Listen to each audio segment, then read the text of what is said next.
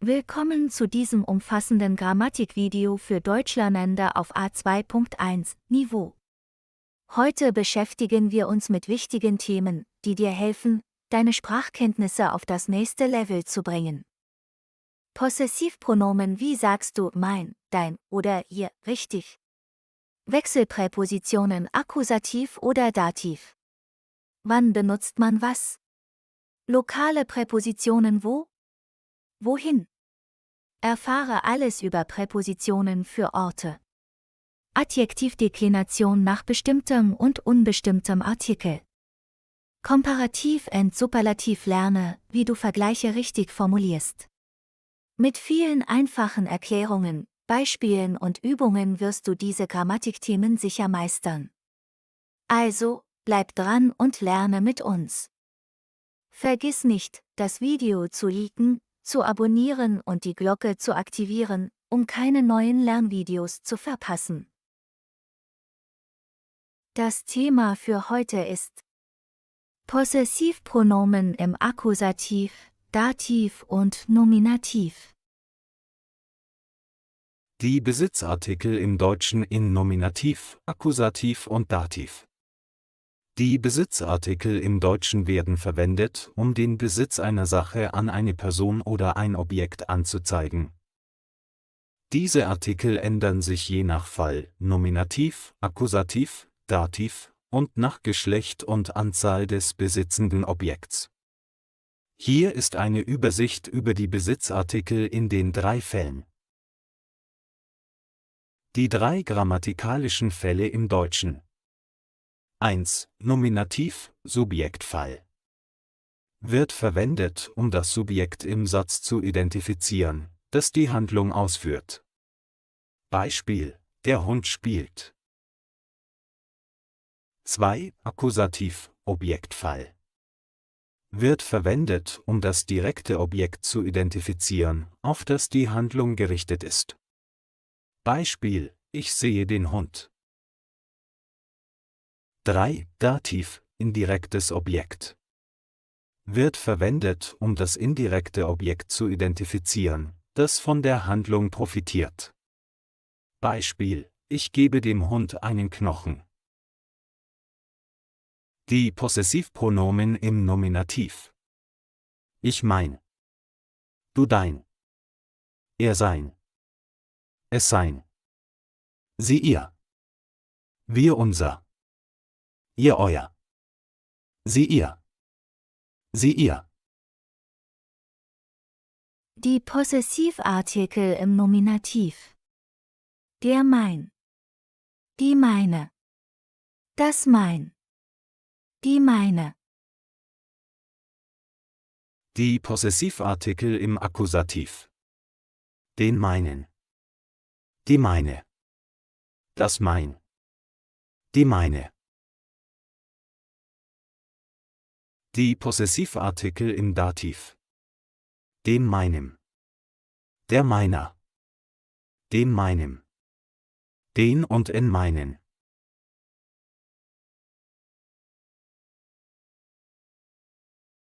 Mein Buch ist interessant. Mein Buch ist interessant. Ich lese mein Buch. Ich lese mein Buch. Ich gebe meinem Freund mein Buch. Ich gebe meinem Freund mein Buch. Mein Stift ist blau. Mein Stift ist blau. Ich benutze meinen Stift. Ich benutze meinen Stift. Ich schreibe mit meinem Stift. Ich schreibe mit meinem Stift. Meine Katze ist süß. Meine Katze ist süß. Ich füttere meine Katze. Ich füttere meine Katze. Ich spiele mit meiner Katze. Ich spiele mit meiner Katze. Meine Autos sind schnell. Meine Autos sind schnell. Ich fahre meine Autos. Ich fahre meine Autos.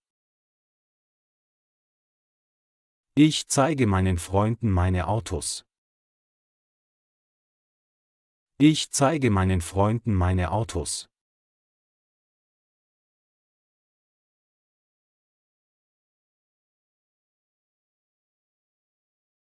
Dein Hund ist groß.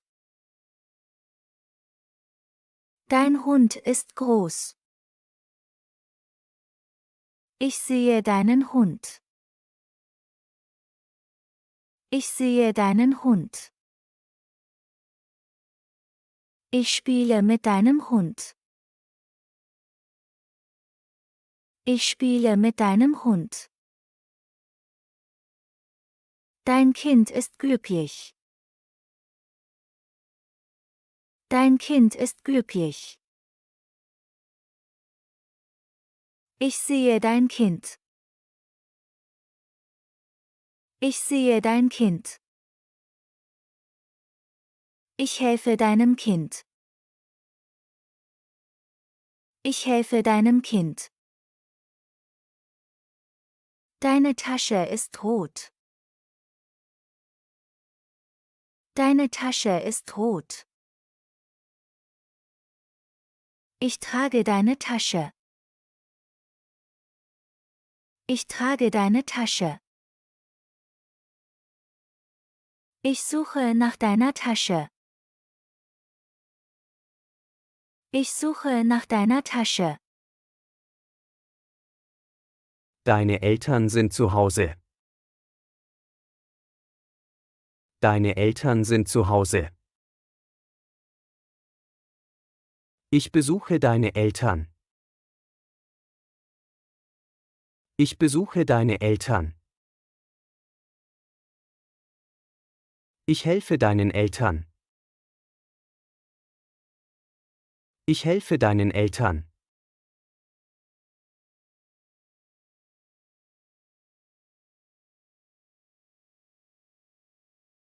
Sein Vater ist nett. Sein Vater ist nett. Ich besuche seinen Vater. Ich besuche seinen Vater.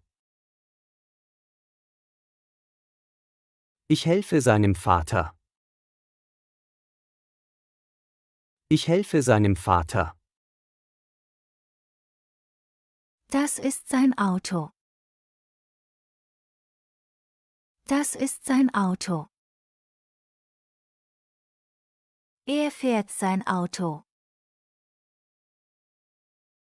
Er fährt sein Auto.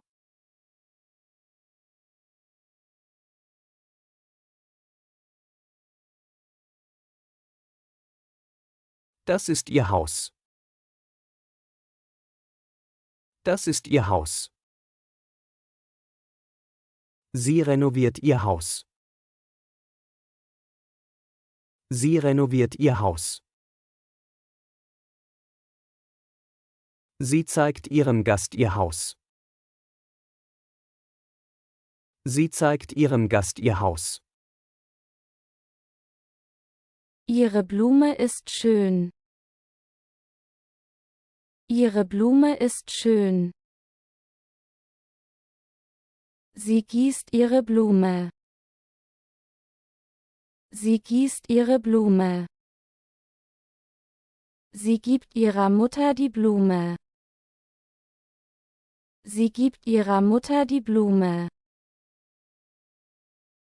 Ihr Hund ist freundlich. Ihr Hund ist freundlich. Sie ruft ihren Hund. Sie ruft ihren Hund. Sie gibt ihrem Hund Futter. Sie gibt ihrem Hund Futter.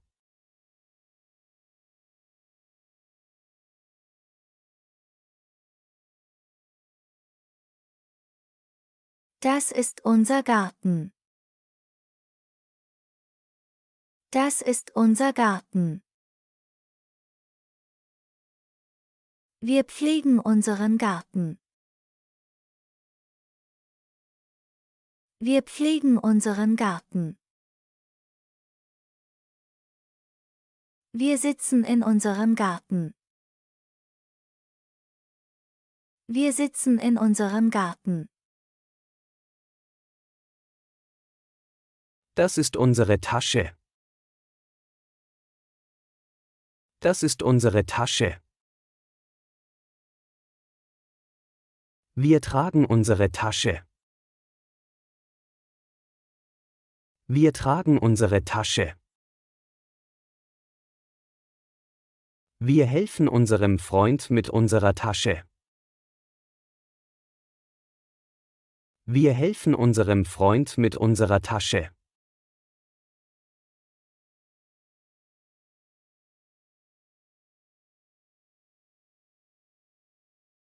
Das ist euer Computer.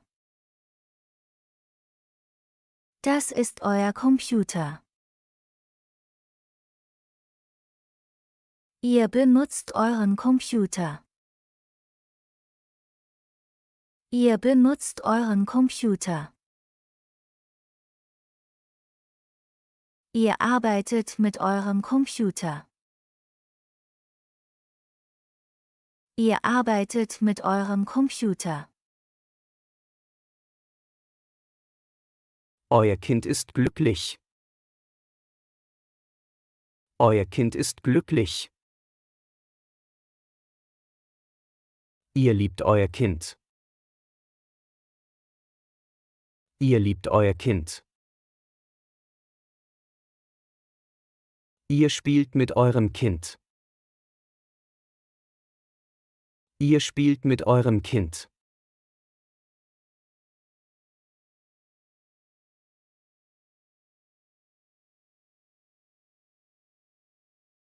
Ihre Schule ist groß. Ihre Schule ist groß. Sie besuchen ihre Schule.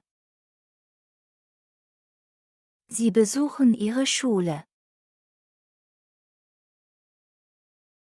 Sie lernen in ihrer Schule. Sie lernen in ihrer Schule. Ihr Lehrer ist freundlich. Ihr Lehrer ist freundlich. Sie respektieren Ihren Lehrer. Sie respektieren Ihren Lehrer. Sie hören Ihrem Lehrer zu. Sie hören Ihrem Lehrer zu.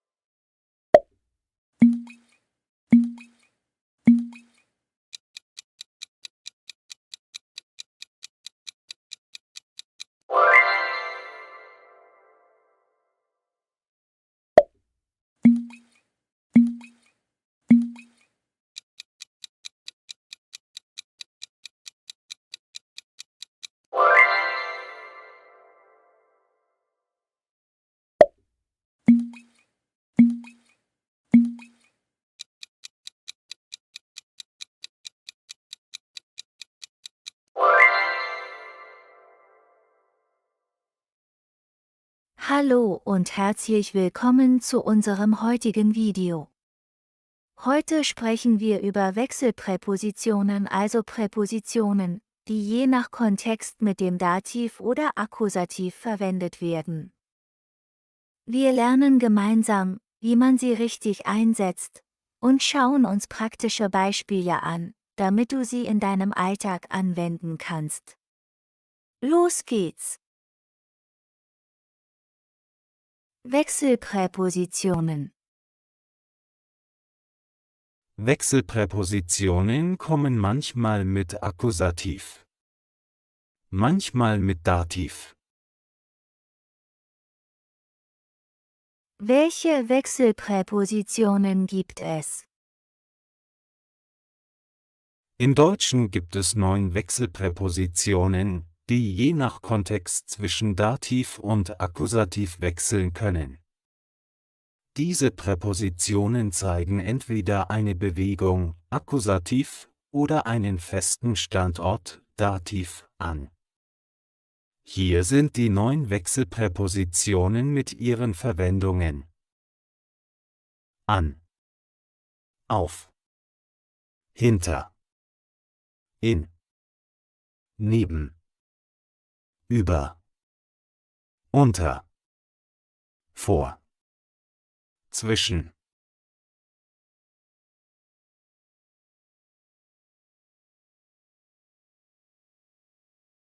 Wir benutzen an, wenn wir am Wasser sind oder ans Wasser gehen. Auf die Frage, wohin, brauchen wir an plus Akkusativ. Beispiel: Sie geht ans Meer. Sie geht ans Meer.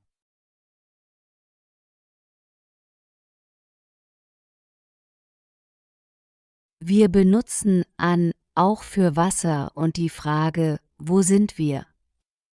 Wenn wir am Wasser sind, dann brauchen wir auch die Präposition an, aber mit dem Dativ.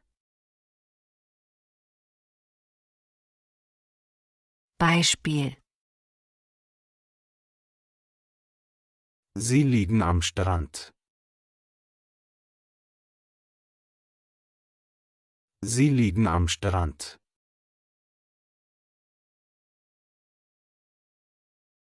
Beispiele: Ich fahre ans Meer. Ich fahre ans Meer.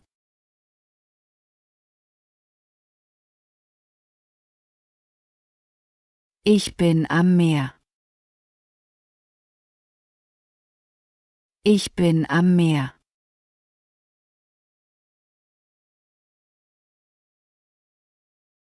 Ich gehe an den Fluss. Ich gehe an den Fluss.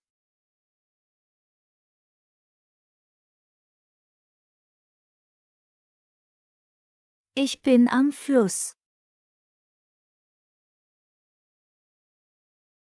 Ich bin am Fluss.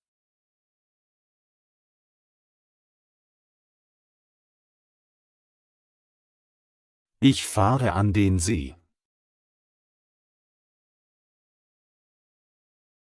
Ich fahre an den See.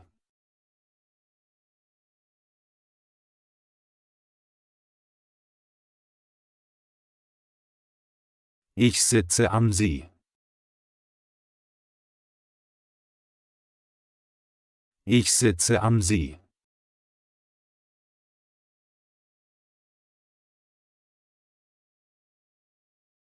Ich gehe an den Strand. Ich gehe an den Strand.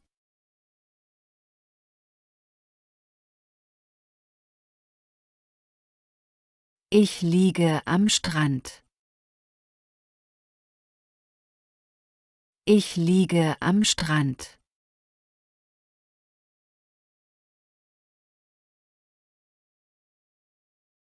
Ich fahre an die Küste. Ich fahre an die Küste.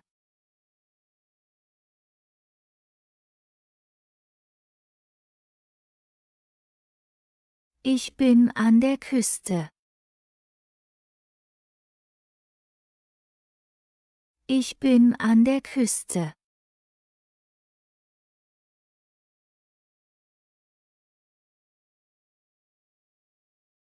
Ich setze mich ans Ufer. Ich setze mich ans Ufer.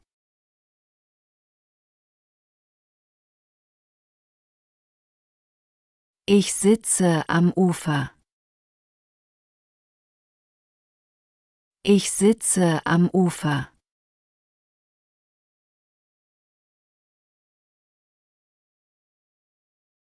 Ich gehe an den Teich. Ich gehe an den Teich.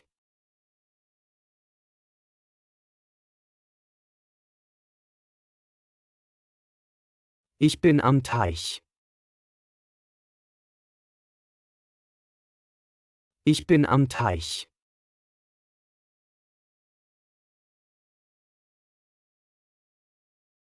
Zusammenfassung: an, neben oder entlang von etwas wie dem Strand oder dem Fluss.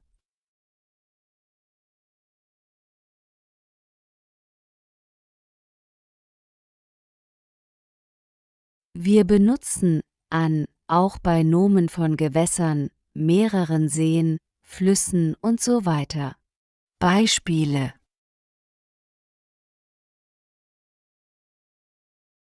Ich fahre an die Nordsee.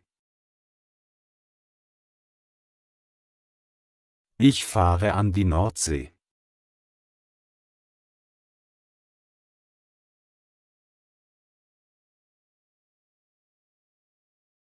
Ich bin an der Nordsee. Ich bin an der Nordsee.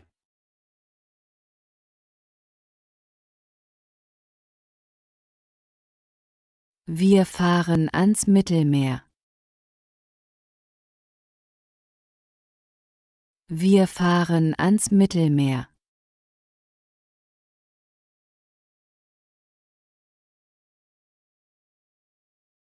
Wir machen Urlaub am Mittelmeer.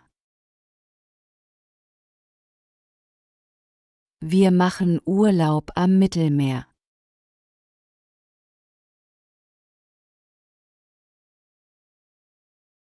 Wir fahren an den Bodensee.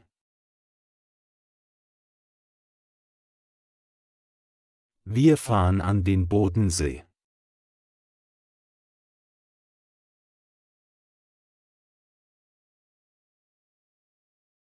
Wir sind am Bodensee. Wir sind am Bodensee.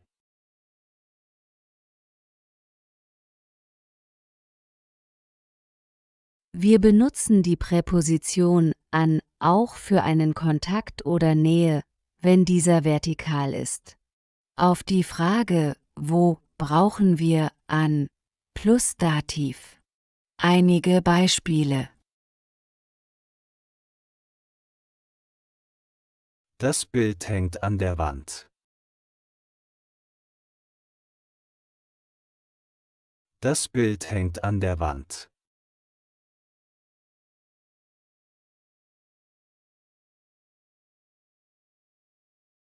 Sie warten an der Bushaltestelle.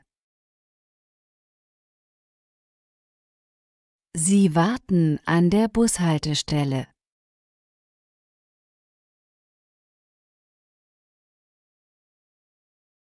Sie stehen an der Kasse.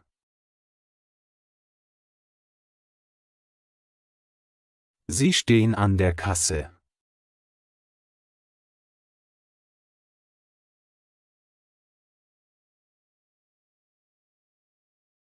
Er sitzt am Fenster. Er sitzt am Fenster.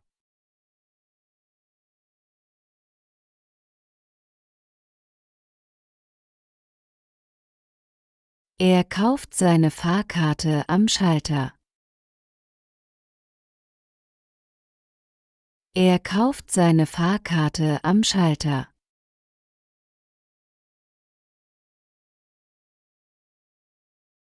Bei einer Bewegung, wohin, brauchen wir bei Kontakt oder Nähe die Präposition an mit dem Akkusativ.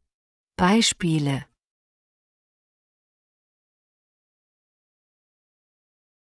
Er klopft an die Tür. Er klopft an die Tür.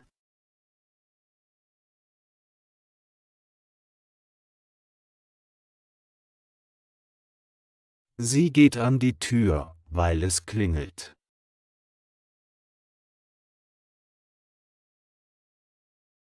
Sie geht an die Tür, weil es klingelt.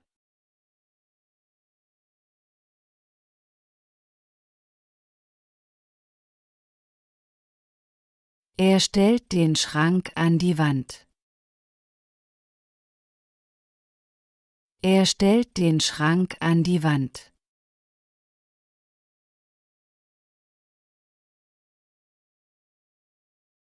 An benutzen wir normalerweise auch immer für Flughafen, Bahnhof, Tankstelle, Imbiss, Kiosk.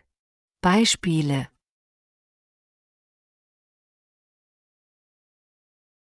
Sie ist an der Tankstelle.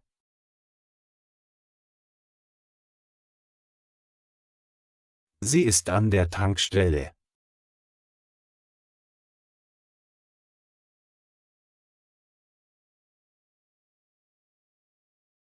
Sie sind am Flughafen. Sie sind am Flughafen.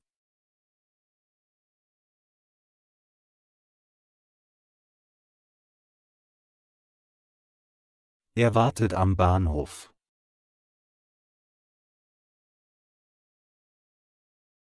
Er wartet am Bahnhof.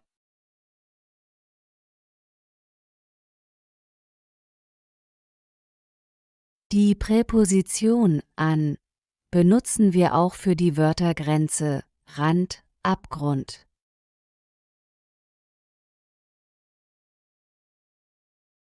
Er steht am Abgrund.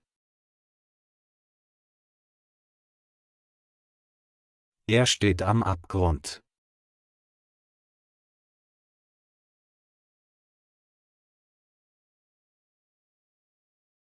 Er sitzt am Beckenrand.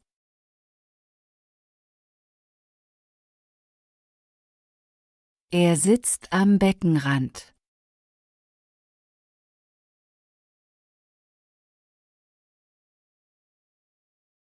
An der Grenze wird der Pass kontrolliert.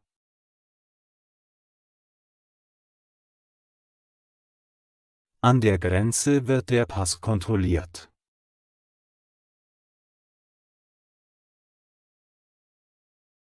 Ich gehe an den See. Ich gehe an den See. Ich bin am See. Ich bin am See.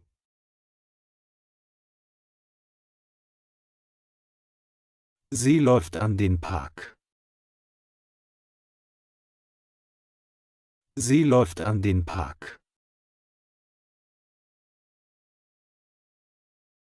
Sie sitzt am Park.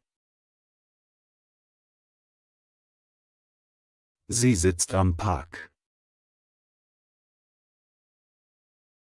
Er bringt das Geschenk an den Tisch. Er bringt das Geschenk an den Tisch. Er arbeitet am Tisch. Er arbeitet am Tisch.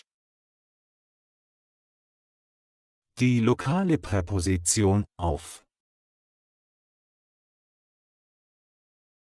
Die lokale Präposition auf wird im Deutschen häufig verwendet, um einen horizontalen Kontakt zwischen zwei Objekten auszudrücken. Die Präposition auf. Auf zeigt eine Position auf einer Fläche an. Mit Akkusativ wird verwendet, um Bewegung zu einer Fläche oder einem bestimmten Ort anzuzeigen.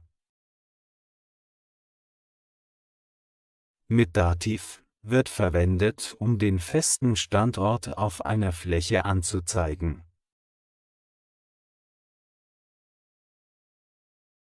Ich lege das Buch auf den Tisch.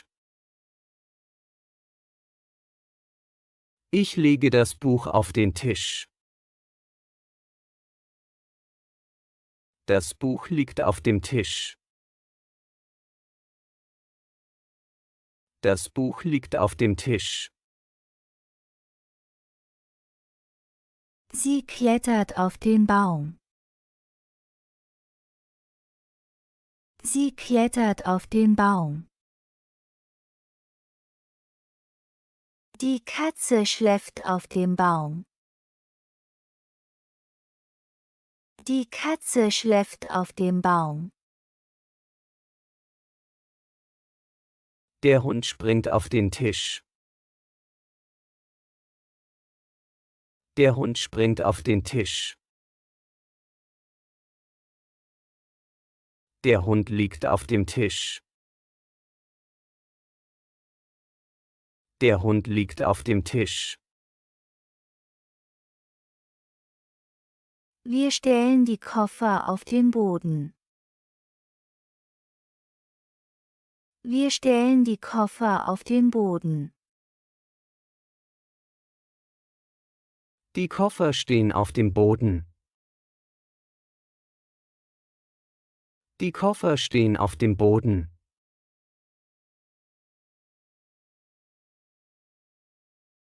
Verwendung mit Orten und speziellen Ausdrücken. Auf wird auch verwendet, um Orte und bestimmte Ausdrücke zu beschreiben, insbesondere für geografische Begriffe wie Planeten, Länder und spezielle Orte.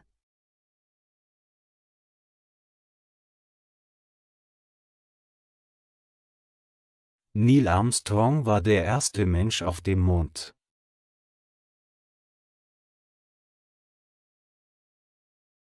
Neil Armstrong war der erste Mensch auf dem Mond.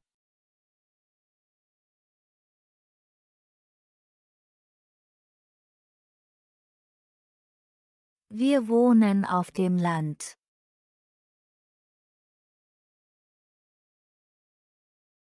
Wir wohnen auf dem Land.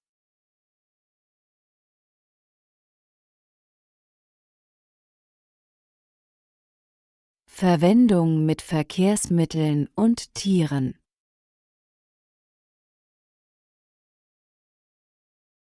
Auf wird auch mit bestimmten Verkehrsmitteln und Tieren verwendet, bei denen du oben auf etwas sitzt.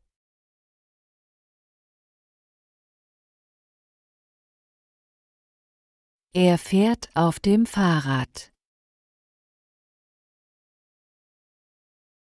Er fährt auf dem Fahrrad.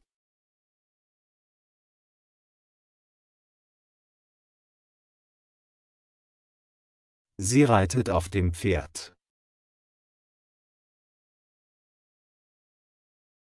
Sie reitet auf dem Pferd.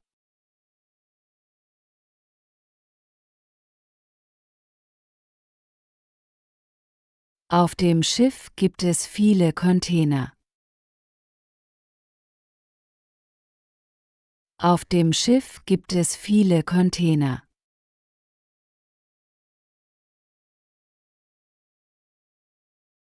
Auf benutzen wir auch für Terrasse und Balkon, zum Beispiel. Sie sitzen auf der Dachterrasse.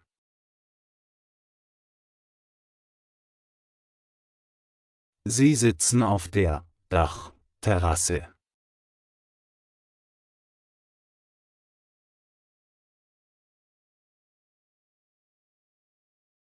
Ich stelle die Stühle auf die Terrasse.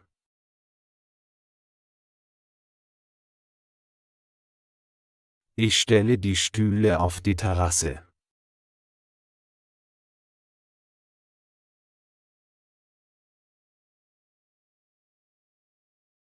Sie bringt die Blumen auf den Balkon.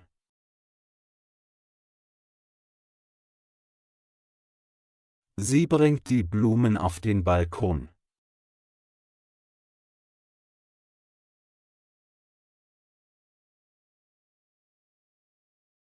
Sie feiern auf dem Dach.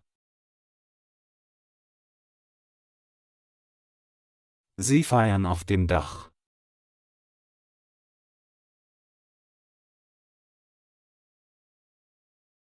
Wir benutzen auf für offene Flächen, also Flächen, die keine Tür haben, zum Beispiel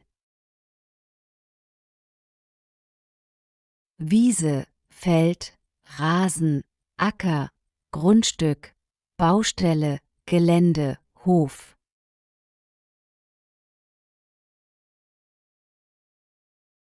Sie liegen auf der Wiese.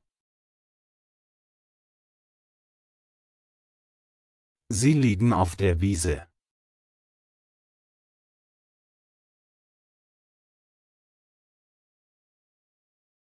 Sie spielen auf dem Rasen.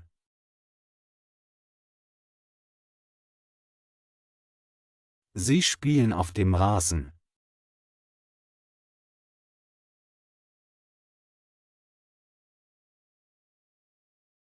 Er arbeitet auf der Baustelle. Er arbeitet auf der Baustelle.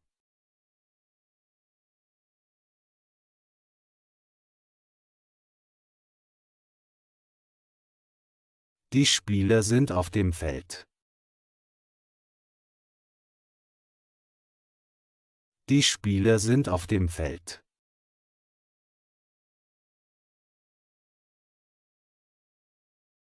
Wir benutzen auf auch bei Straße, Weg, Autobahn, Pfad und so weiter, wenn es keine Name ist.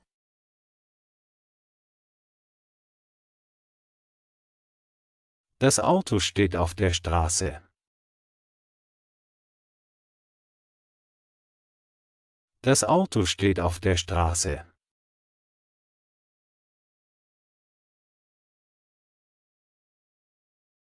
Wir benutzen auf auch für Plätze oder Märkte. Beispiele: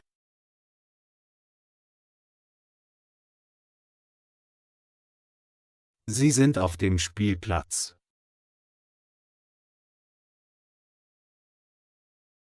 Sie sind auf dem Spielplatz.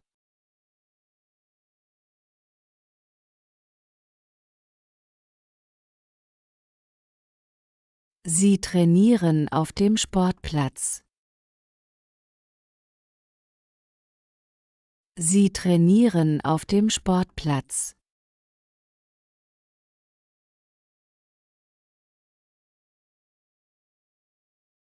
Sie sind auf dem Jahrmarkt. Sie sind auf dem Jahrmarkt.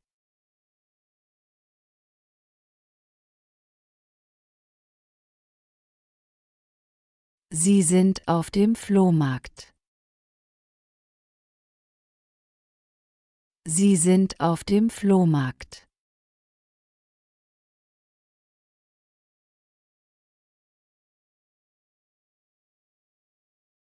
Wir kaufen auf dem Markt ein.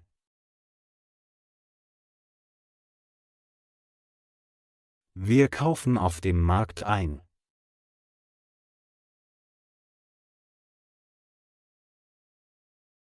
Die Präposition auf benutzt man auch bei Orten, die höher sind oder höher liegen, wenn man nach oben geht. Zum Beispiel Turm, Berg, Gipfel, Bühne.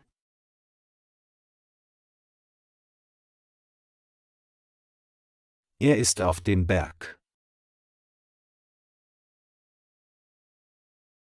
Er ist auf dem Berg.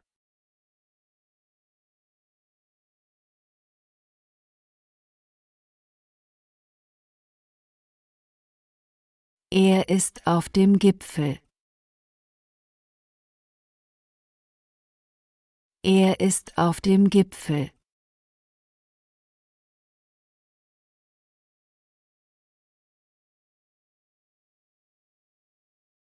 Er steht auf der Bühne.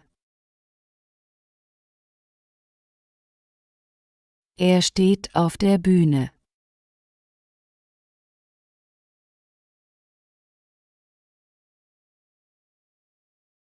Warst du schon einmal auf dem Eiffelturm?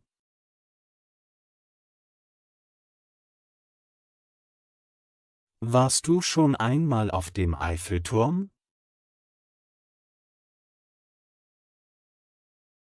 Die Präposition hinter. Hinter zeigt eine Position hinter etwas an. Ich gehe hinter das Gebäude. Ich gehe hinter das Gebäude. Ich bin hinter dem Gebäude. Ich bin hinter dem Gebäude. Wir fahren hinter das Auto. Wir fahren hinter das Auto.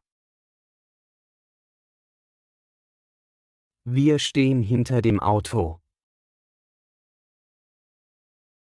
Wir stehen hinter dem Auto. Er versteckt sich hinter dem Vorhang.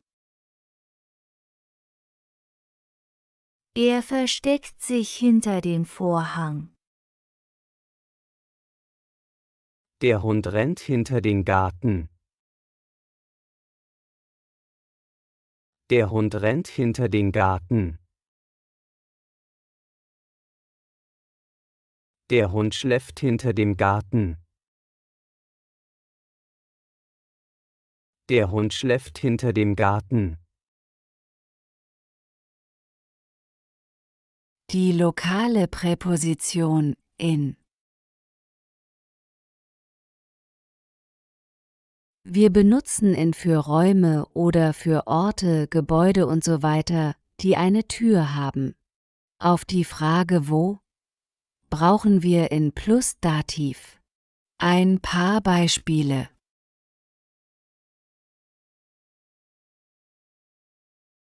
Gebäude. Wir sagen, ich bin im Haus, in der Kirche, im Museum, im Theater und so weiter.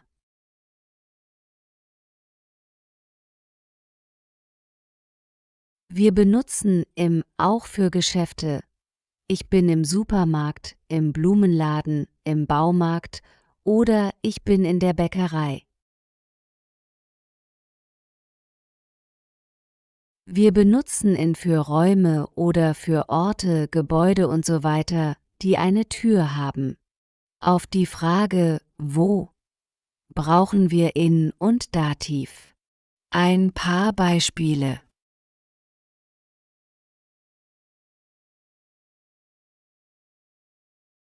Sie sitzen in der Bibliothek.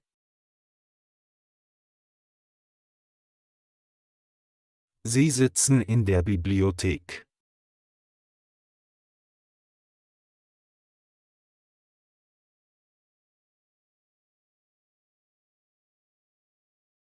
Sie sind in der Küche.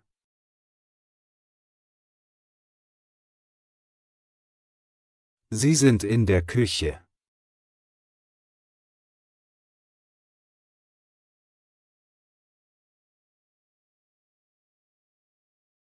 Sie trainieren im Fitnessstudio.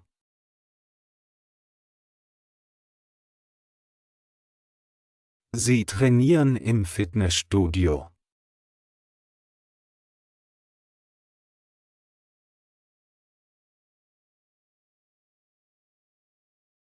Sie kauft im Supermarkt ein.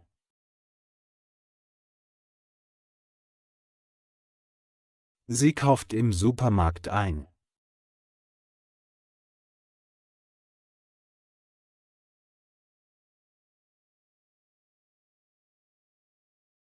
Sie sind im Kino.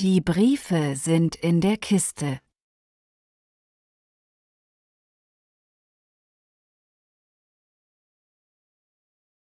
Der Sand ist im Eimer. Der Sand ist im Eimer.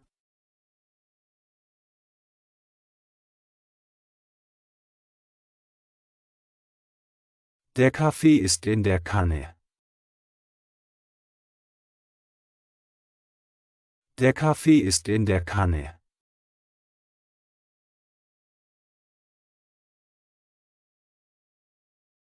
Wir benutzen etwas in etwas legen, stellen oder gießen und so weiter. Dabei haben wir die Frage, wohin? Und dann brauchen wir in plus Akkusativ. Ein paar Beispiele.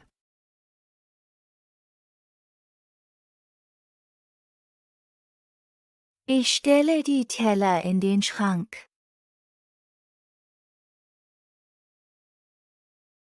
Ich stelle die Teller in den Schrank.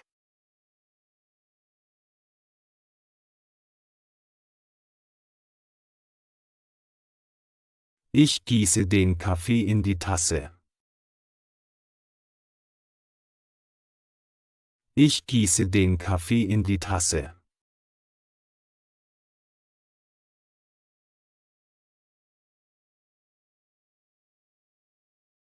Sie legt die Spielsachen in die Kiste.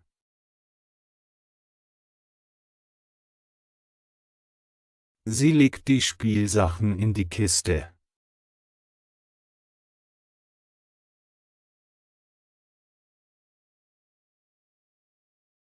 Wir schieben die Pizza in den Ofen.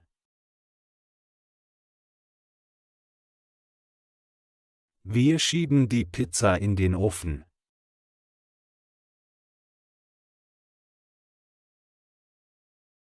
Wir benutzen in auch für geschlossene Fahrzeuge mit Tür und Dach, wie zum Beispiel Flugzeug, Zug, Bus, Auto, Taxi, U-Bahn und so weiter.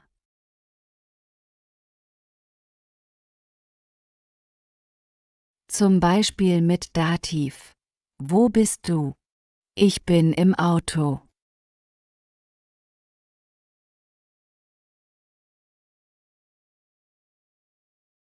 Oder mit Akkusativ. Was machst du? Ich steige in den Bus.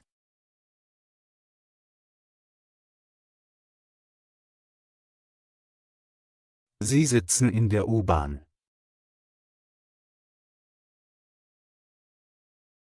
Sie sitzen in der U-Bahn.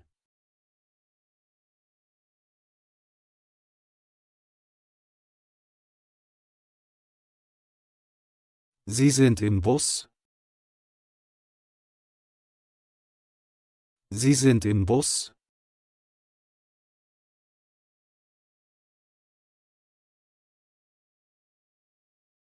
Sie steigen in die U-Bahn. Sie steigen in die U-Bahn.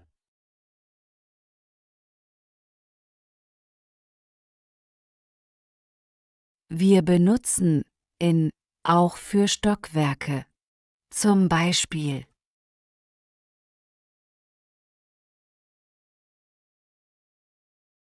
Die Bäckerei ist im Erdgeschoss. Die Bäckerei ist im Erdgeschoss.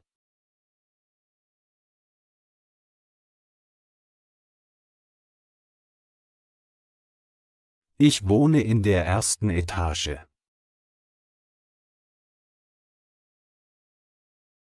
Ich wohne in der ersten Etage.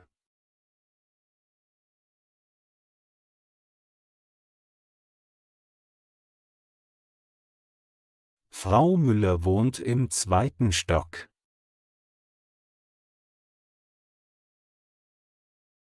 Frau Müller wohnt im zweiten Stock.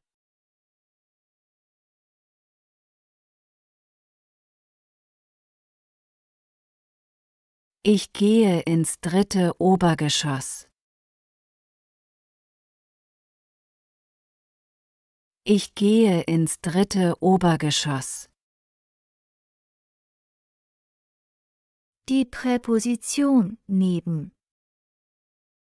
Neben zeigt eine Position neben etwas an. Sie fährt neben die Kirche. Sie fährt neben die Kirche. Sie sitzt neben der Kirche. Sie sitzt neben der Kirche. Wir laufen neben den Fluss. Wir laufen neben den Fluss. Wir stehen neben dem Fluss. Wir stehen neben dem Fluss. Der Hund rennt neben das Haus. Der Hund rennt neben das Haus.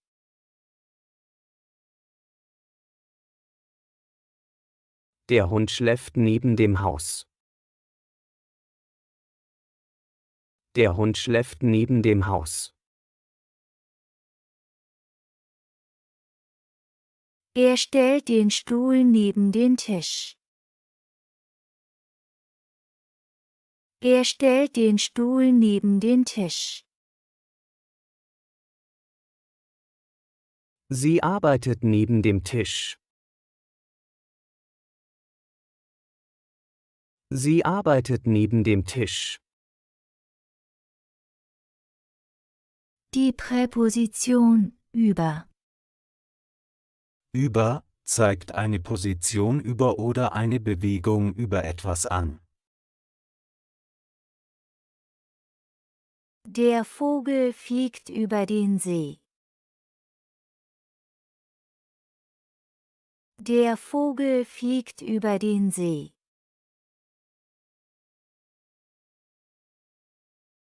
Der Vogel sitzt über dem Teich. Der Vogel sitzt über dem Teich. Der Flugzeug fliegt über die Stadt. Der Flugzeug fliegt über die Stadt. Das Licht ist über dem Tisch eingeschaltet. Das Licht ist über dem Tisch eingeschaltet. Er wirft den Ball über das Netz. Er wirft den Ball über das Netz. Der Spiegel hängt über dem Waschbecken. Der Spiegel hängt über dem Waschbecken. Die Präposition unter. Unter zeigt eine Position unter etwas an. Er versteckt sich unter das Bett. Er versteckt sich unter das Bett.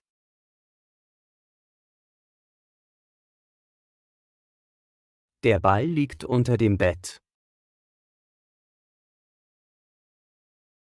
Der Ball liegt unter dem Bett.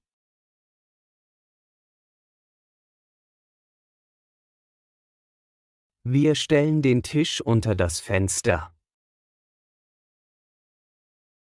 Wir stellen den Tisch unter das Fenster.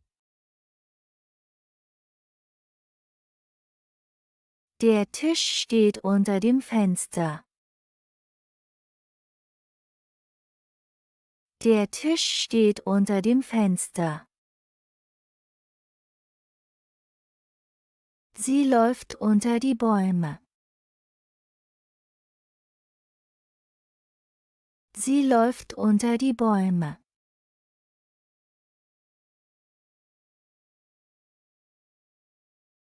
Die Katze schläft unter den Bäumen. Die Katze schläft unter den Bäumen.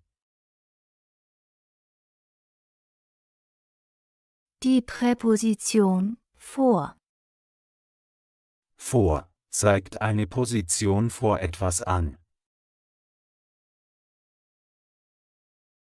Er rennt vor das Haus. Er rennt vor das Haus.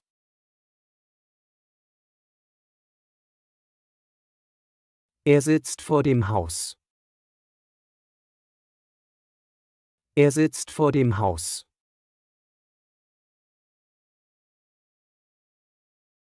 Ich gehe vor die Tür. Ich gehe vor die Tür. Ich bin vor der Tür. Ich bin vor der Tür. Sie geht vor den Garten.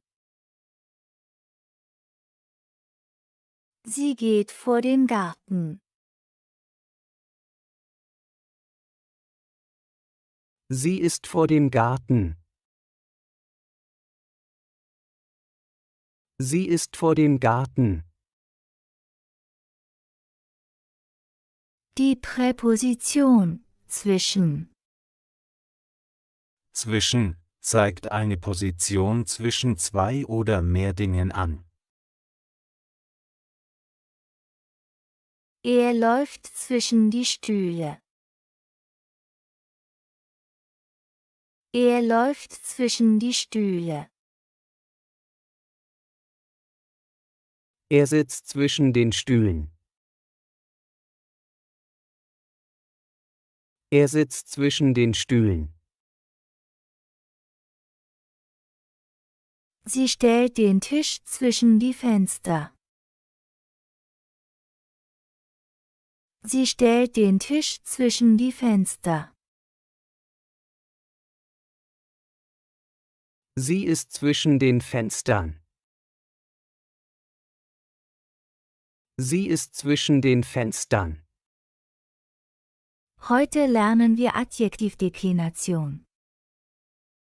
Wir lernen Adjektivdeklination mit bestimmten Artikel im Singular und Plural. Adjektivdeklination mit unbestimmten Artikel im Singular. Adjektivdeklination ohne Artikel im Singular und Plural.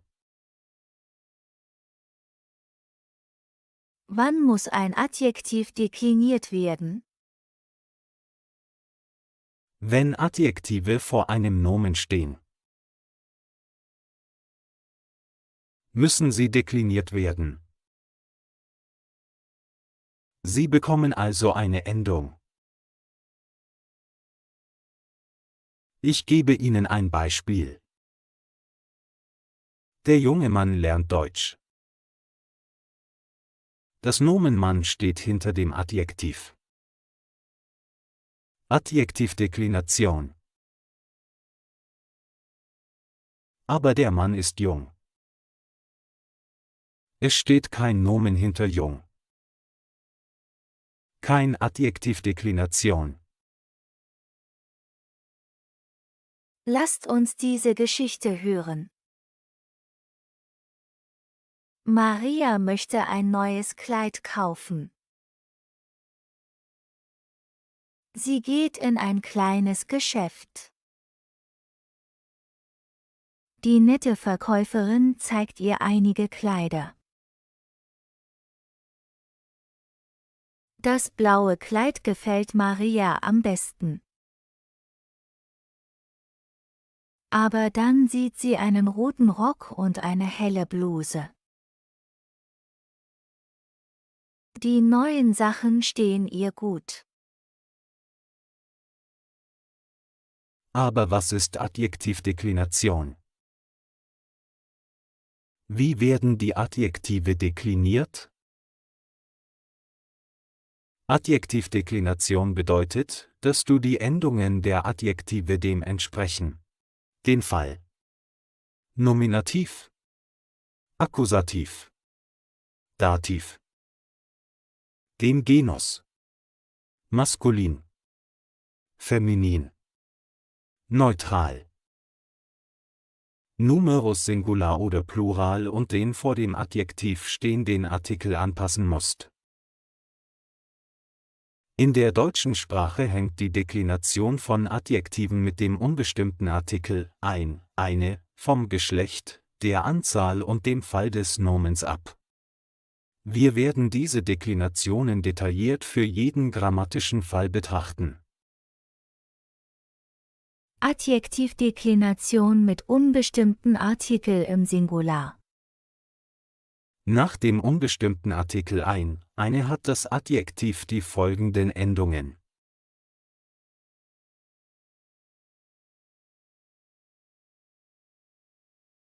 Ein kleiner Hund spielt im Garten.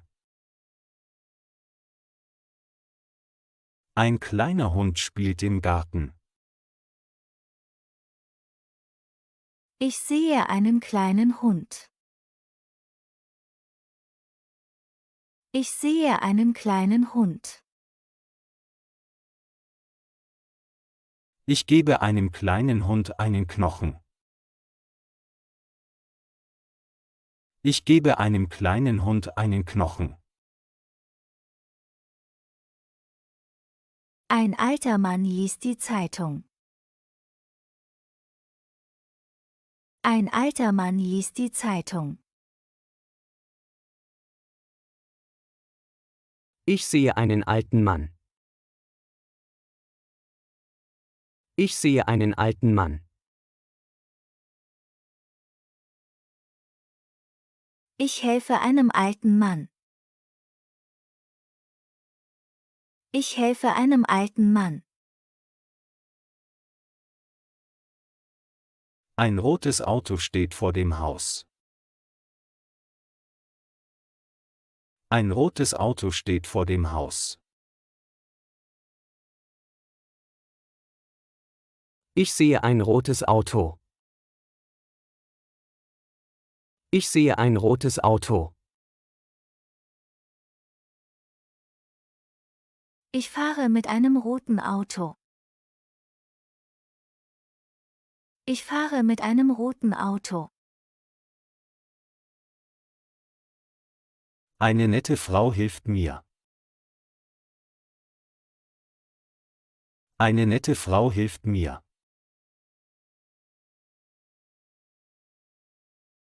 Ich sehe eine nette Frau.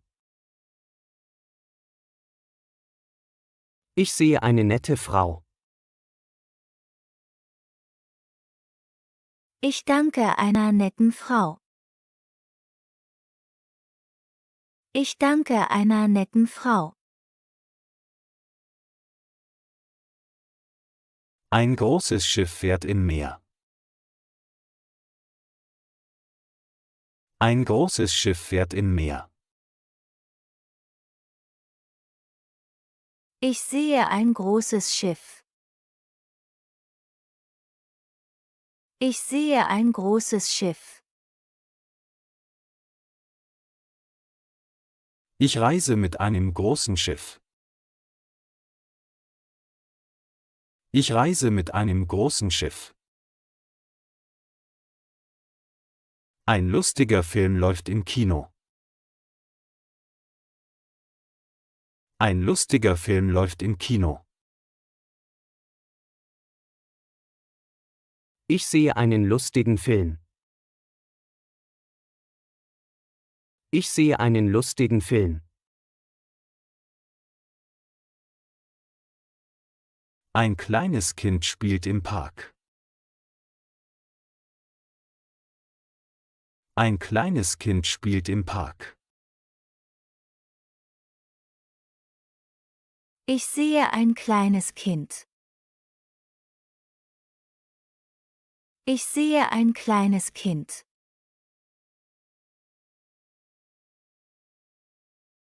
Ich gebe einem kleinen Kind ein Buch. Ich gebe einem kleinen Kind ein Buch. Ein freundlicher Mann grüßt uns. Ein freundlicher Mann grüßt uns. Ich treffe einen freundlichen Mann. Ich treffe einen freundlichen Mann. Ich spreche mit einem freundlichen Mann. Ich spreche mit einem freundlichen Mann. Ein heißer Kaffee steht auf dem Tisch. Ein heißer Kaffee steht auf dem Tisch. Ich trinke einen heißen Kaffee. Ich trinke einen heißen Kaffee. Ich gebe einem heißen Kaffee Zucker. Ich gebe einem heißen Kaffee Zucker.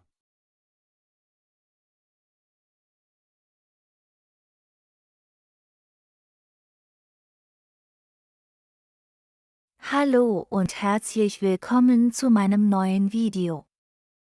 Heute lernen wir die Adjektivendungen nach dem bestimmten Artikel, der, die, das.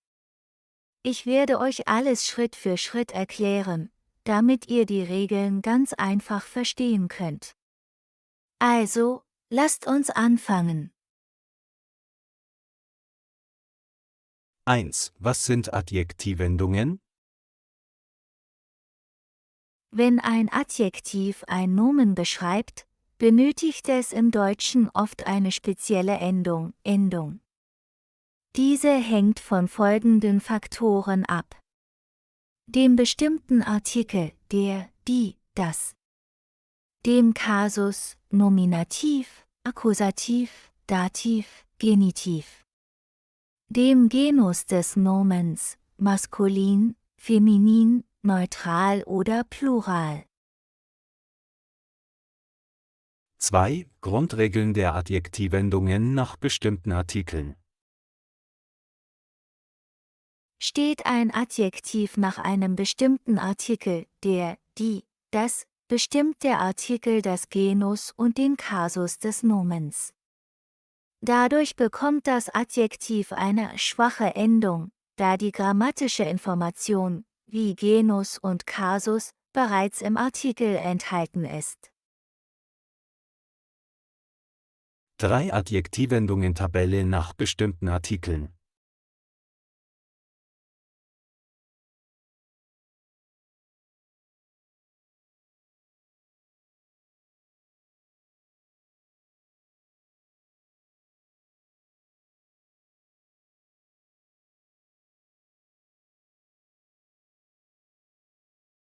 Vier Beispiele und Erklärungen.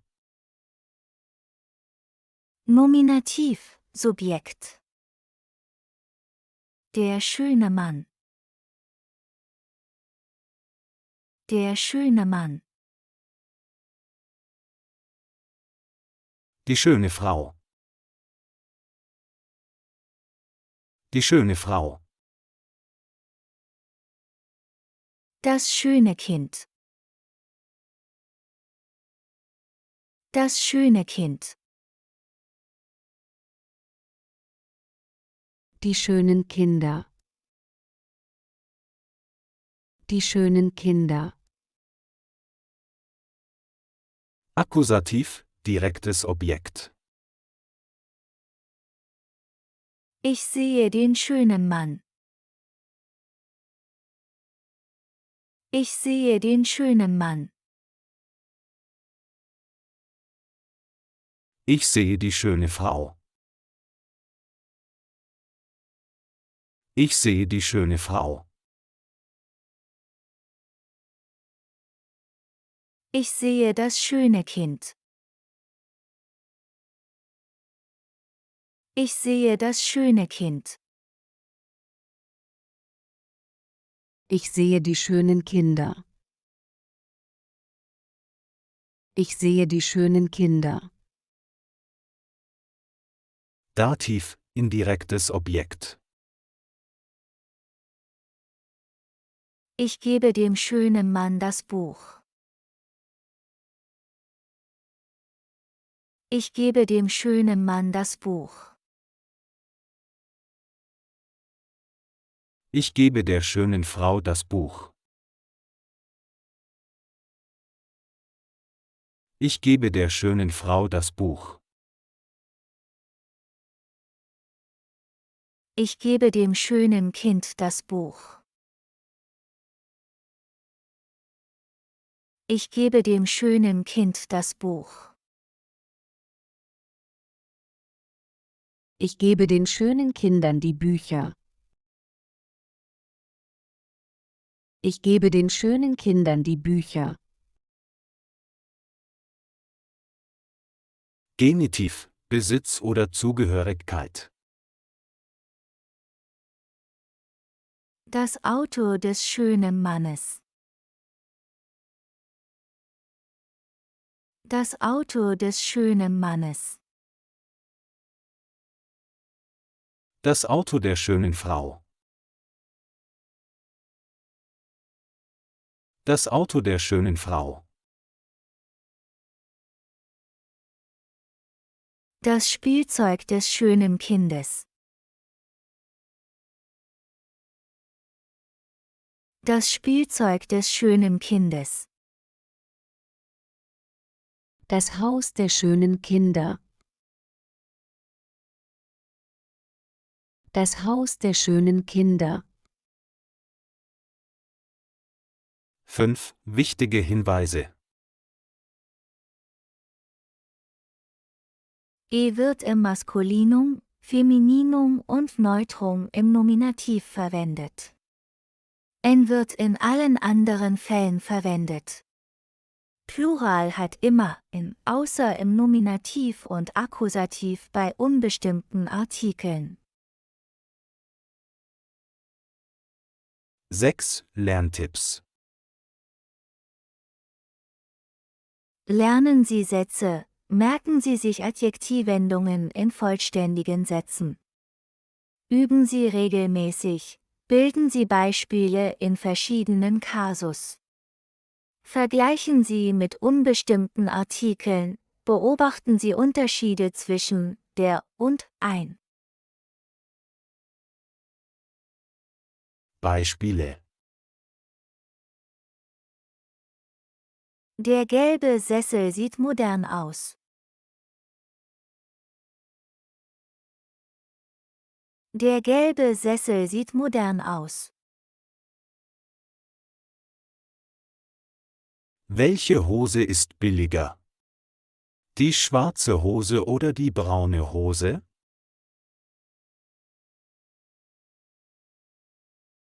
Welche Hose ist billiger? Die schwarze Hose oder die braune Hose? Die schwarze Hose ist billiger.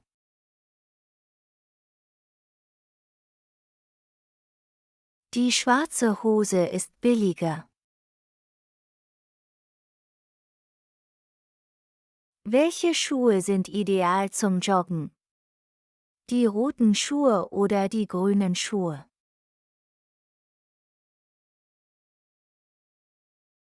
Welche Schuhe sind ideal zum Joggen? Die roten Schuhe oder die grünen Schuhe?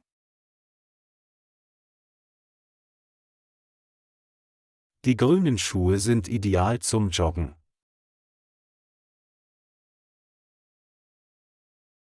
Die grünen Schuhe sind ideal zum Joggen. Ich finde, die blauen Kissen passen nicht so gut zu dem roten Sofa.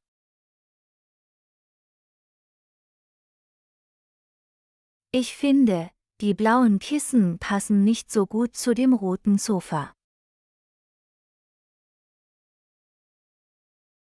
Der neue Kollege passt gut zu unserem Team.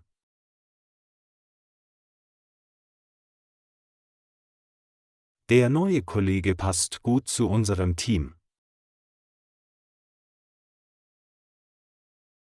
Mein Vater hat das alte Auto verkauft.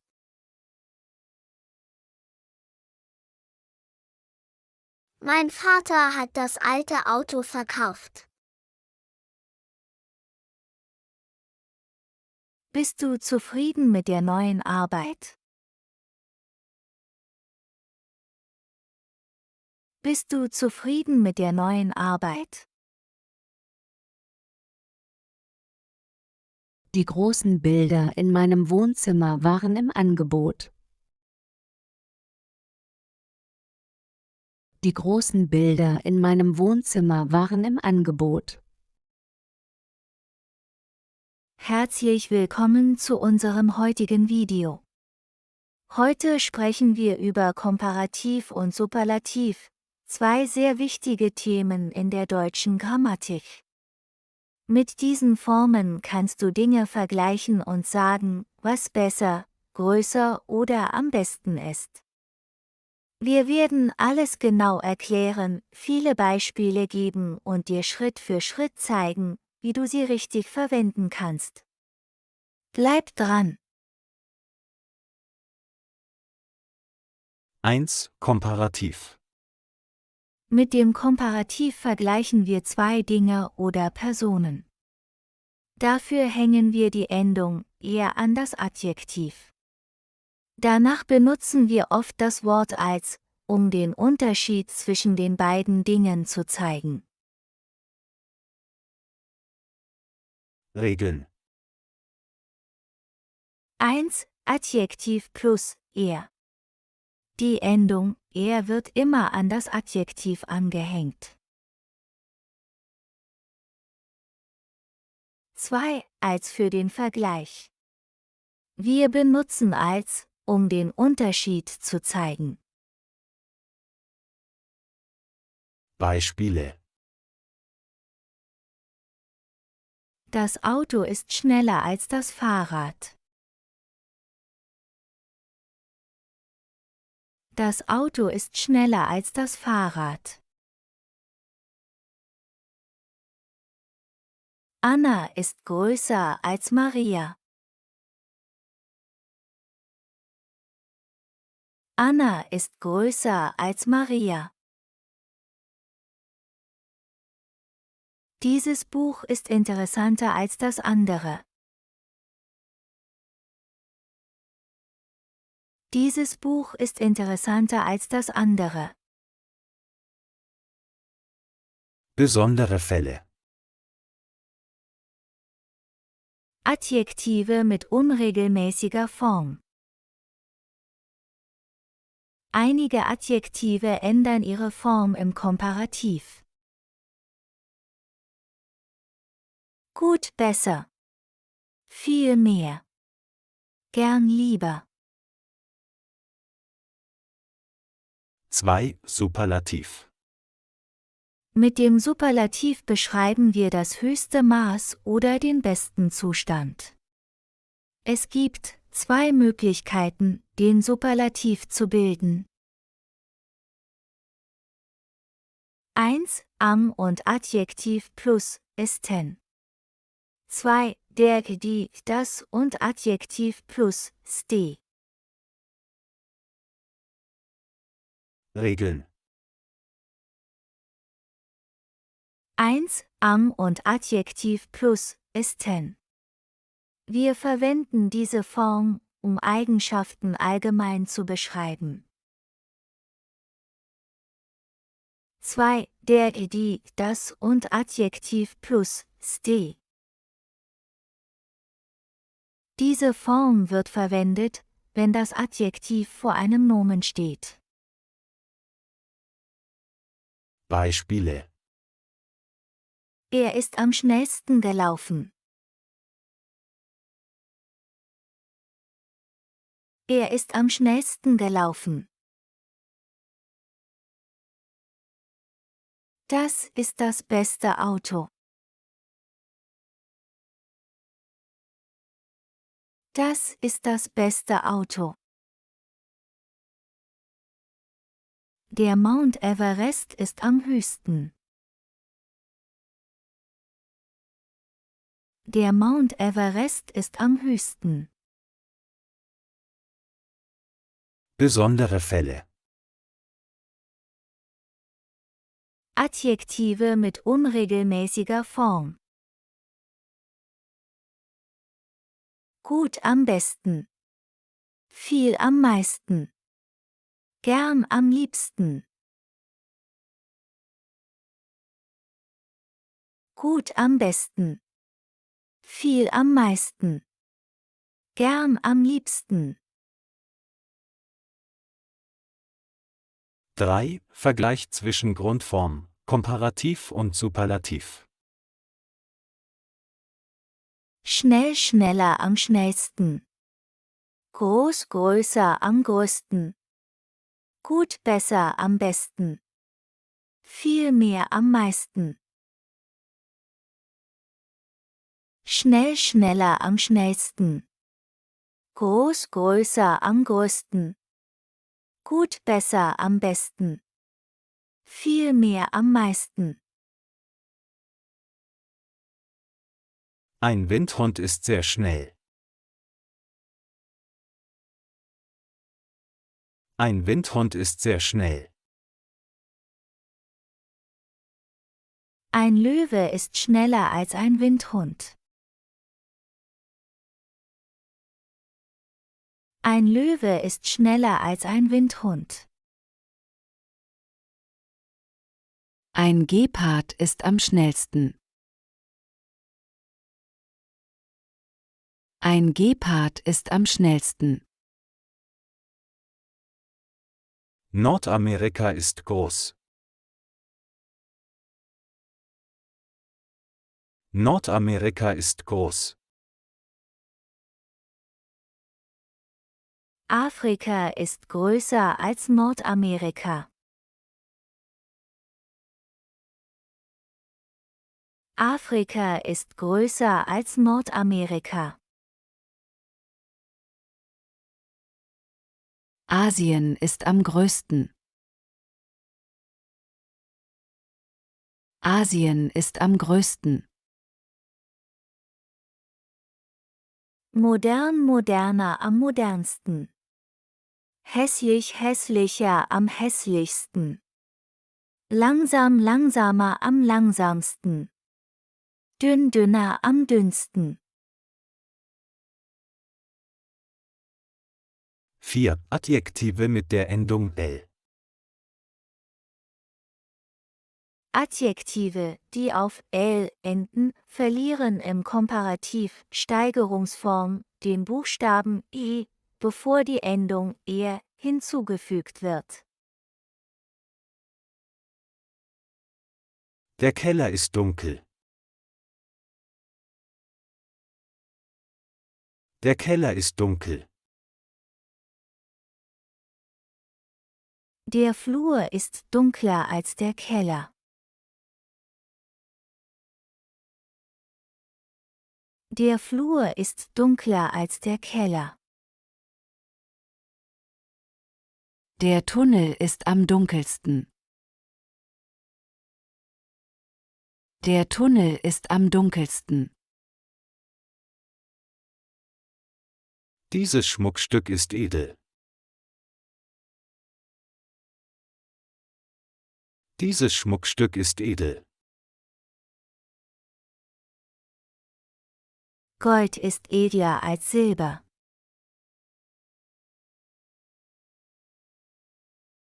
Gold ist edler als Silber. Platin ist am edelsten. Platin ist am edelsten. 5. Adjektive mit der Endung der und ur. Bei Adjektiven mit der Endung er oder ur bleibt die Basis unverändert und es wird er im Komparativ und esten im Superlativ hinzugefügt. Das Auto ist teuer. Das Auto ist teuer.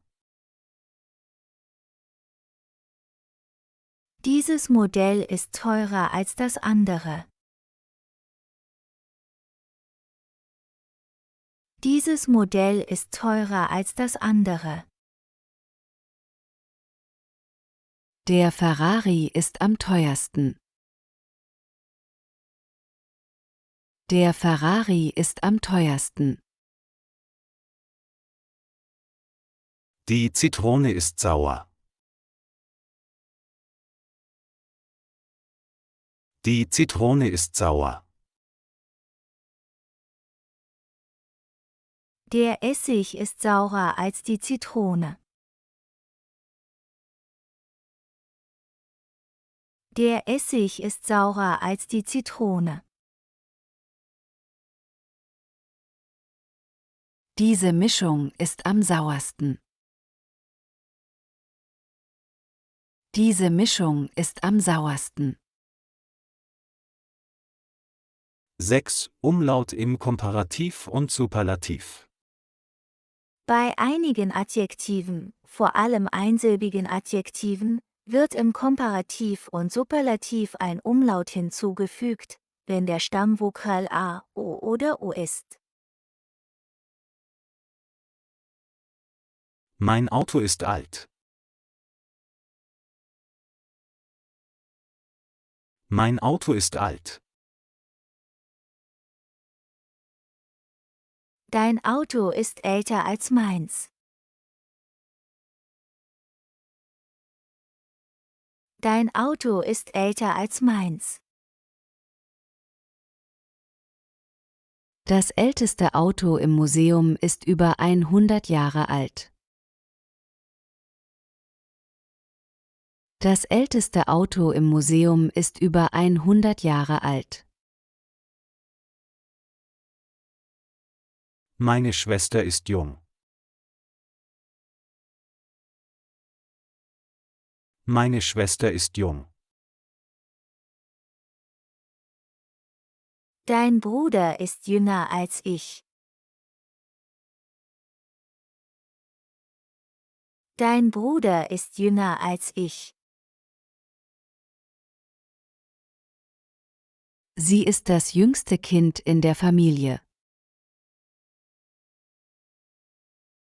Sie ist das jüngste Kind in der Familie.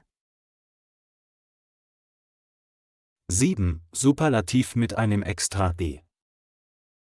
Bei Adjektiven, die auf d, t, s, sz, sch, x oder z enden, wird im Superlativ zusätzlich ein e eingefügt, um die Aussprache zu erleichtern.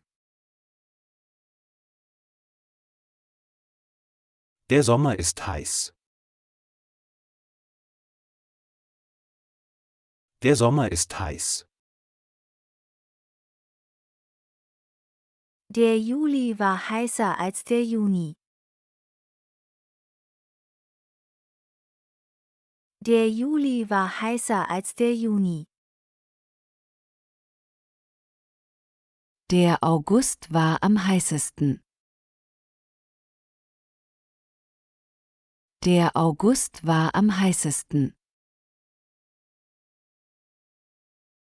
Die Musik ist laut.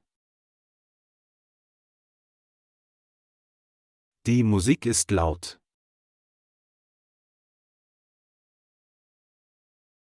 Der Konzert war lauter als das Radio. Der Konzert war lauter als das Radio. Die Party gestern war am lautesten. Die Party gestern war am lautesten.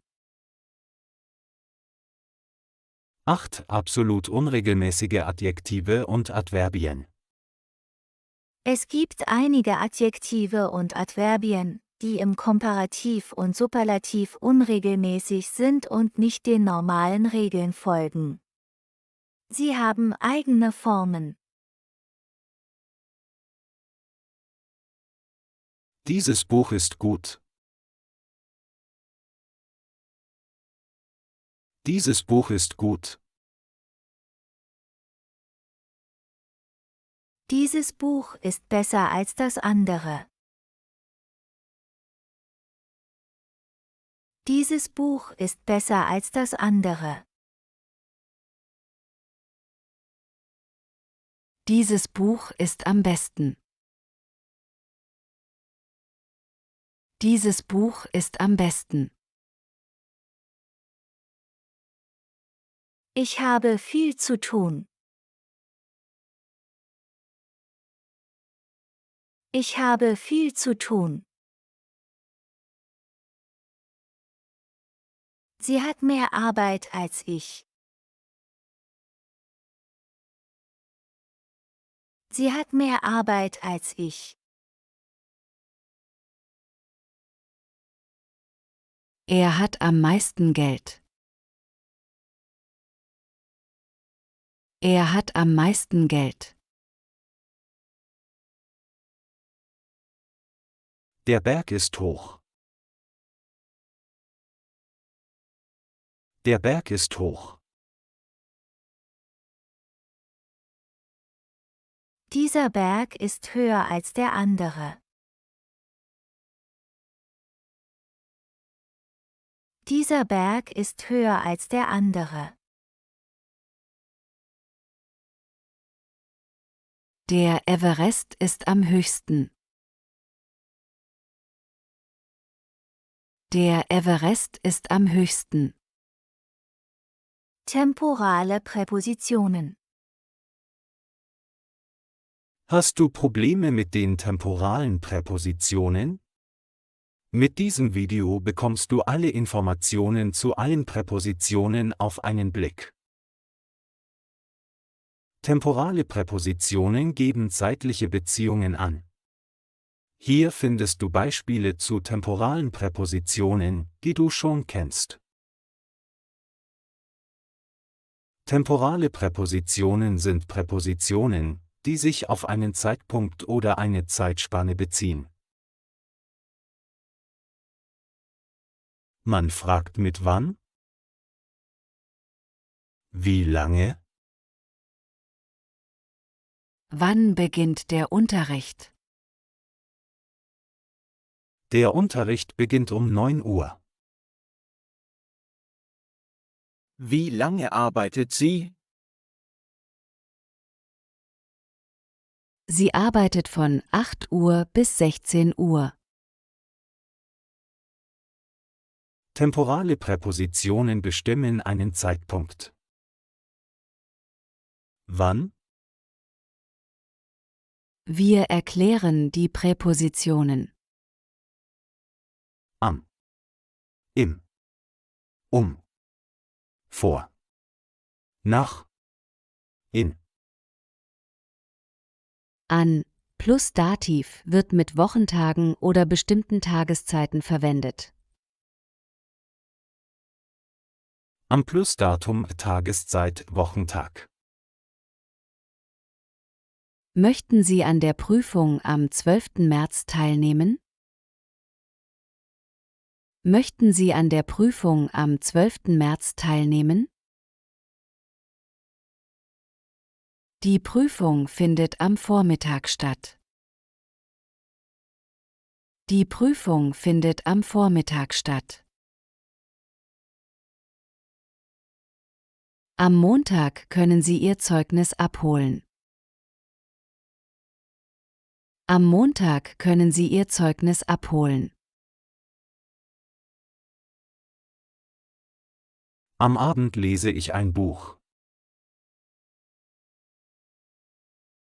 Am Abend lese ich ein Buch. Am Montag gehe ich zur Arbeit.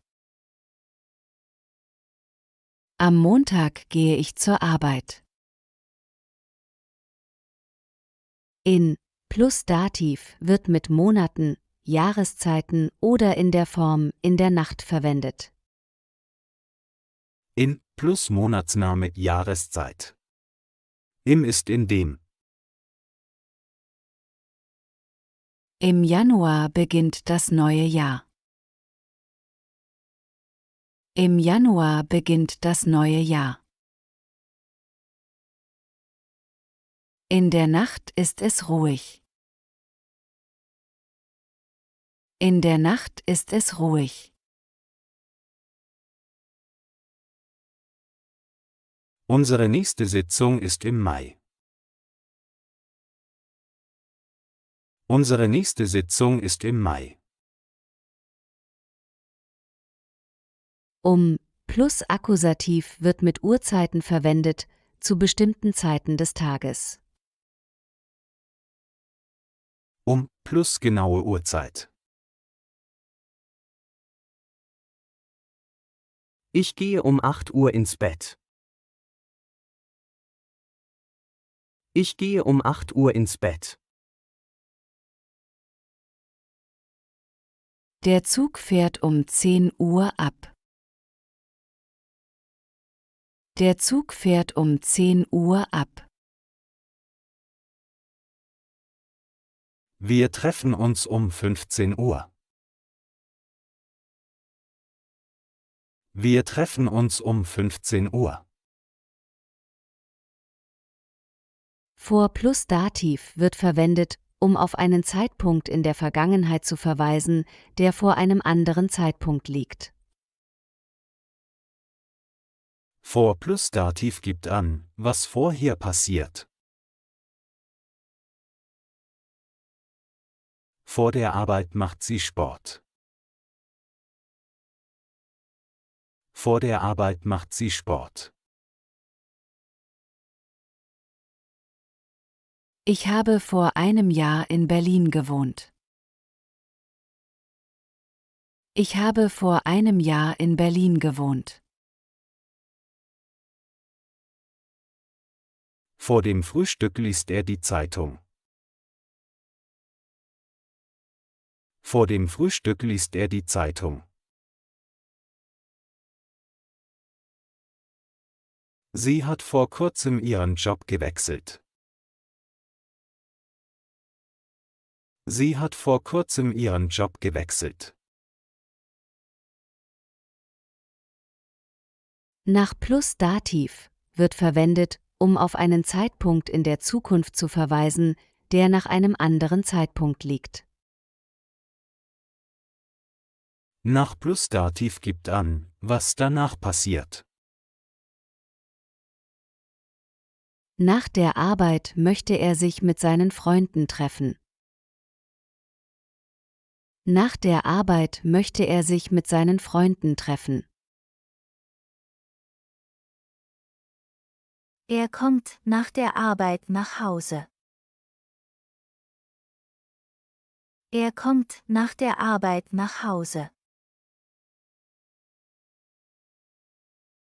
Ich werde nach dem Mittagessen spazieren gehen. Ich werde nach dem Mittagessen spazieren gehen.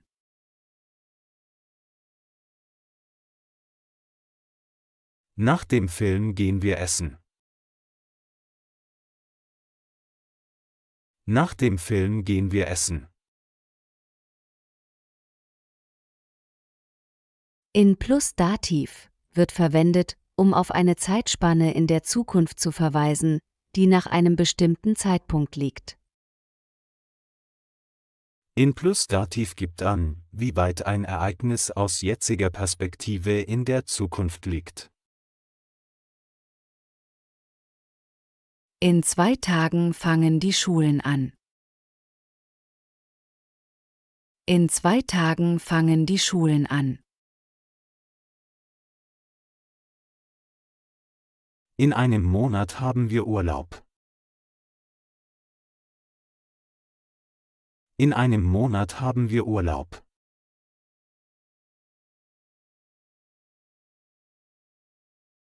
In einer Stunde werde ich zu Hause sein. In einer Stunde werde ich zu Hause sein. In der nächsten Woche treffen wir uns wieder. In der nächsten Woche treffen wir uns wieder.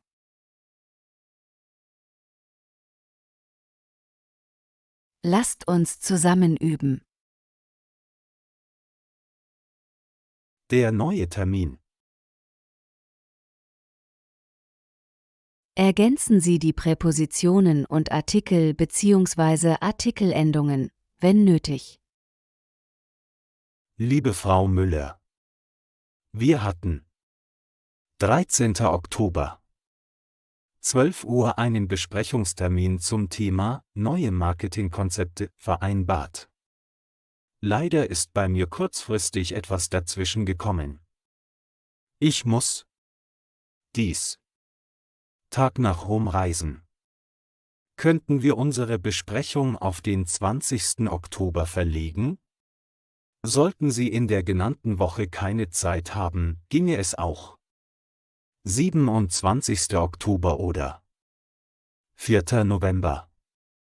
Mit besten Grüßen. Siegbert Meger. Sie haben 10 Sekunden, um die Aufgaben zu lösen.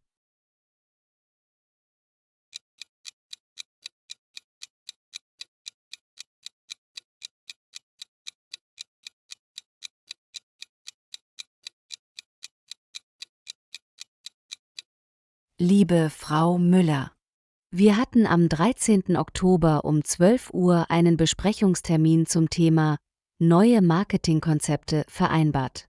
Leider ist bei mir kurzfristig etwas dazwischen gekommen. Ich muss an diesem Tag nach Rom reisen. Könnten wir unsere Besprechung auf den 20. Oktober verlegen? Sollten Sie in der genannten Woche keine Zeit haben, ginge es auch am 27. Oktober oder am 4. November. Mit besten Grüßen. Siegbert Meger. Temporale Präpositionen. Temporale Präpositionen bestimmen einen Zeitpunkt. Wie lange? Wir erklären die folgenden Präpositionen. Ab. Seit. Von an. Vom bis zum. Für. Über. Ab plus Dativ wird verwendet, um auf einen zeitlichen Anfangspunkt in der Zukunft hinzuweisen. Ab plus Dativ gibt an, wann etwas beginnt, ZB Uhrzeit, Monatsname, Jahr.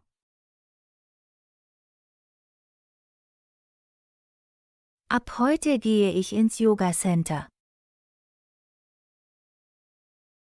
Ab heute gehe ich ins Yoga Center.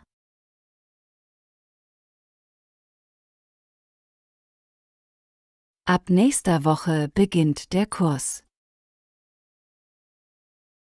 Ab nächster Woche beginnt der Kurs.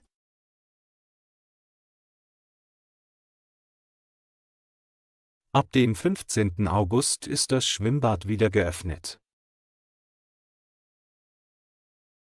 Ab dem 15. August ist das Schwimmbad wieder geöffnet. Ab 1. Januar gelten neue Regeln.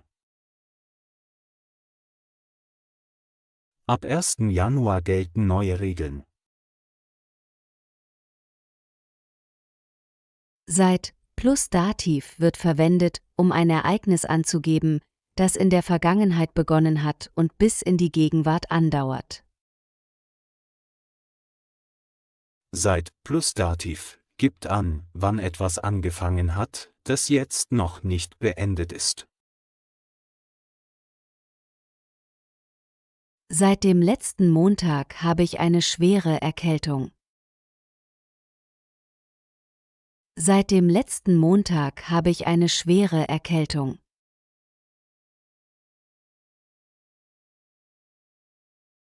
Ich wohne seit einem Jahr in Berlin. Ich wohne seit einem Jahr in Berlin.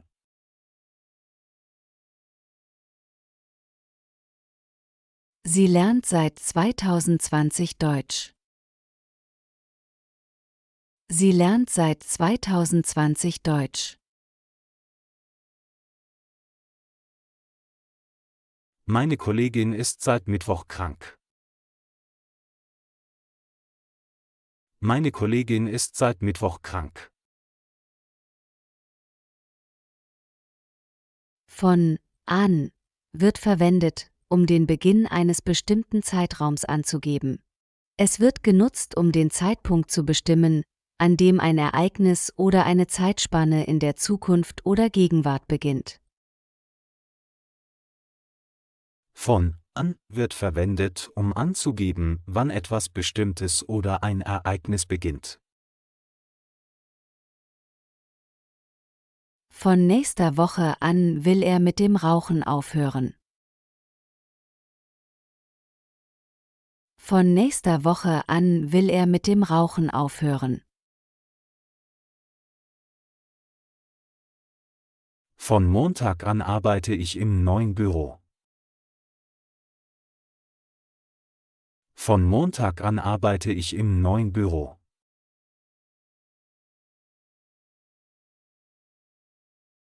Von Januar an gelten die neuen Preiserhöhungen. Von Januar an gelten die neuen Preiserhöhungen.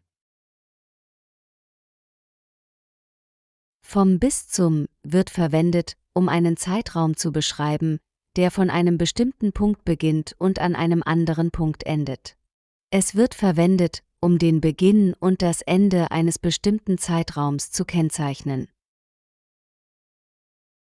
Von wird mit Dativ verwendet, um den Anfangspunkt zu kennzeichnen. Bis wird mit Dativ verwendet, um den Endpunkt zu kennzeichnen.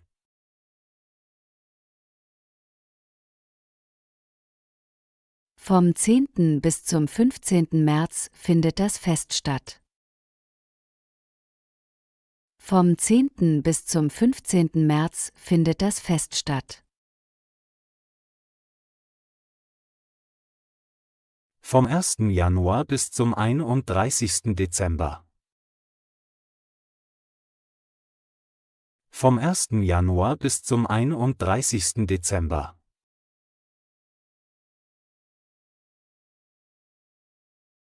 Vom Montag bis zum Freitag. Vom Montag bis zum Freitag. Vom 1. Juni bis zum 30. Juni haben wir Urlaub. Vom 1. Juni bis zum 30. Juni haben wir Urlaub.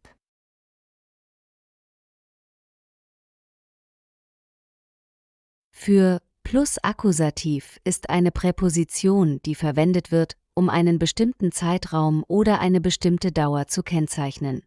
Es wird mit Akkusativ verwendet, um auf eine Zeitspanne hinzuweisen. Für plus Akkusativ mit dem Akkusativ verwendet, um auf einen bestimmten Zeitraum hinzuweisen.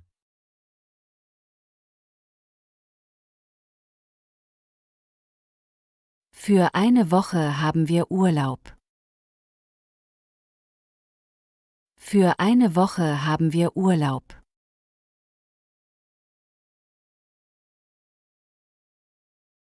Die Sitzung dauert nur für eine Stunde. Die Sitzung dauert nur für eine Stunde.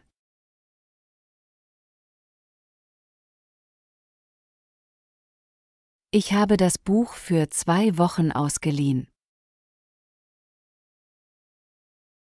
Ich habe das Buch für 2 Wochen ausgeliehen.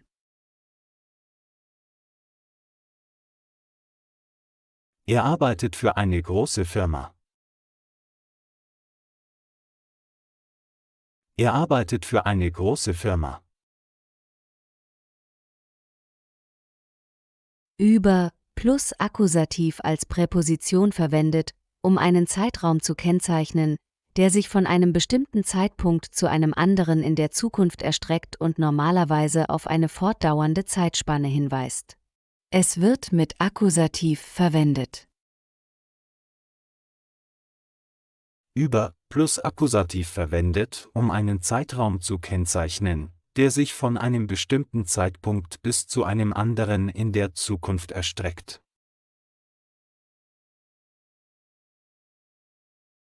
Ich warte schon über eine Stunde auf dich. Ich warte schon über eine Stunde auf dich.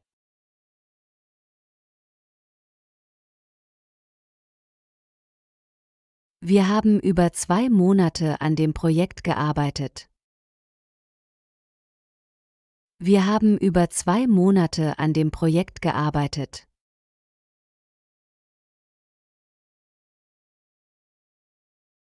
Er hat das Buch über den Sommer gelesen.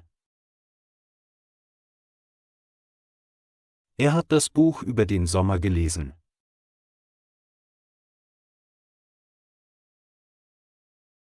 Das Hotel war über die Feiertage komplett ausgebucht.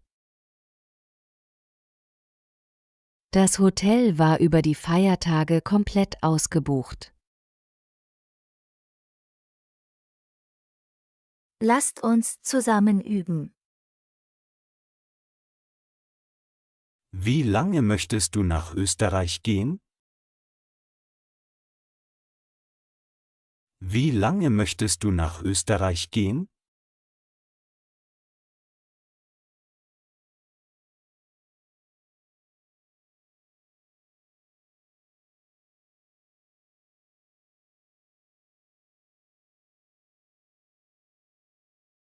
Ich möchte für 2 Wochen nach Österreich gehen. Ich möchte für 2 Wochen nach Österreich gehen. Konjunktiv 2 mit Modalverben. Modalverben im Deutschen, wie viele gibt es und welche sind das?